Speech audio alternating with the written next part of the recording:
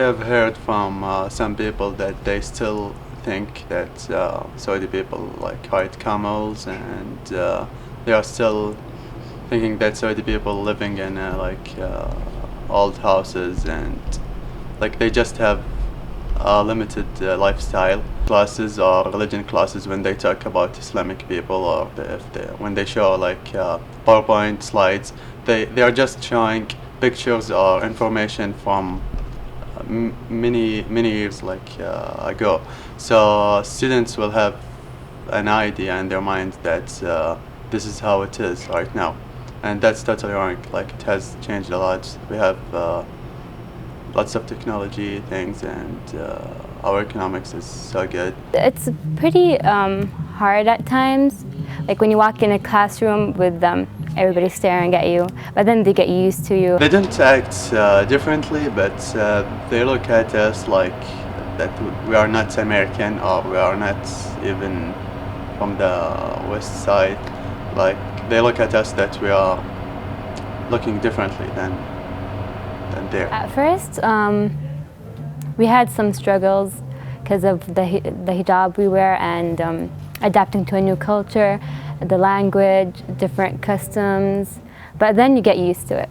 Like, after 2 to 3 years, you actually get used to it. Men and women are completely separated in everything they do. So coming here, one of the biggest challenges were trying to live with the other sex.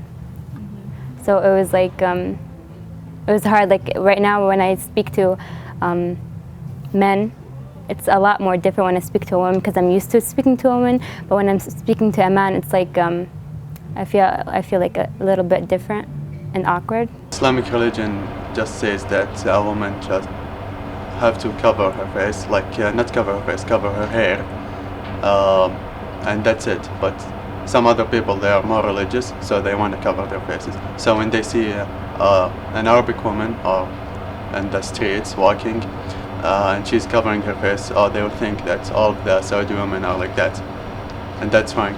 One of my friends back in Virginia, she said she was walking, she wears the hijab also, she was walking down the street, and this car drove by and they threw, I think it was yogurt.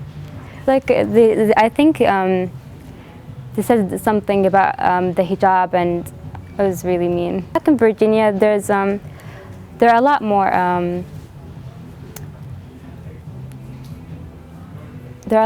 racist than here. People in Spokane, people in Spokane are more open, they're thoughtful, and they actually ask you about. They're willing to learn about your religion and your culture and stuff. But in Virginia, it's more they don't want to talk to you. They just give you stares, and they give you racial remarks, stuff like that. They think that people who did the 9/11 are Muslims, and they are actually not. They pretend to be Muslims, and they pretend to be making that for protecting Islamic religion, but they are actually not. And sadly, that affects us in the negative way. I blame the media and propaganda for everything, all the bad images they have about Islam, that kind of Islam is about terrorism, Islam is about extremists and that kind of stuff. We will just be treated differently in the airports, the immigration offices, sometimes, not all the time. For example, what happened to me last year in 2009 when I came to the United States, I spent 6 hours in the immigration office for nothing. All of the other people who were in the flight just went away, and I spent 6 hours in the immigration office talking to no one. And after 6 hours, the officer came to me and he said, "Oh, we were just checking your documents, and you're fine.